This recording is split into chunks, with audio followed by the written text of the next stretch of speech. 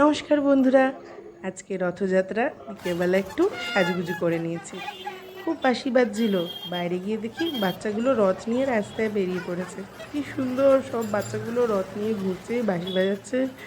এই বাচ্চাটা তো একদম ছোট্ট, ও বাবা মা হাত ধরে নিয়ে যাচ্ছে। সামনে মিষ্টির দোকানে জিলিপির কি ভিড়! বাচ্চাগুলোকে দেখে নিজের ছোটোবেলার কথা মনে পড়ছিল। ছোটোবেলায় এরকম রথ নিয়ে বেরোতাম। বিয়ের পর এটা আমার প্রথম শ্বশুরবাড়িতে রথ। এটা আমার শ্বশুরবাড়ির রথ।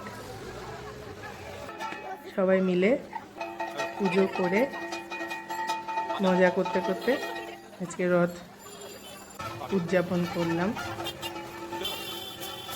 আমার শ্বশুরবাড়ির সামনেই পিসি বাড়িতে আমরা পুজো করে রথ নিয়ে বেরিয়ে পড়েছি।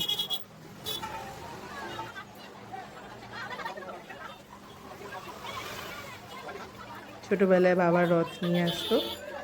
কোনোবার রথ না কিনলে কাগজ ফুল দিয়ে সুন্দর সাজিয়ে রথ নিয়ে বেরোতাম। এখন বিয়ের পর প্রথম রথ এখানে অন্যরকমভাবে হলো, ভালোই লাগলো, একটা নতুন এক্সপিরিয়েন্স হলো।